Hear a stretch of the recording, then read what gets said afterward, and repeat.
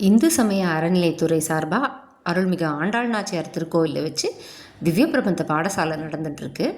2025-26க்கான மாணவர் சேர்க்கை ஆரம்பமாயிருக்கு.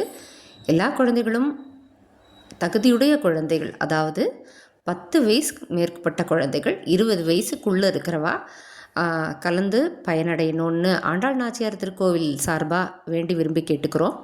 திறமையான ஆசிரியர்களால் ரொம்ப நேர்த்தியாகவும் பொறுமையாகவும் சொல்லி கொடுத்துட்டுருக்கா.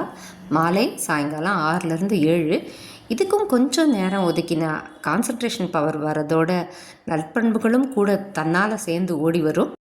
இது 4 வருஷத்துக்கான சான்றிதழ் படிப்பு, சர்டிஃபிகேட் கோர்ஸ் அப்படின்னு சொல்கிறா.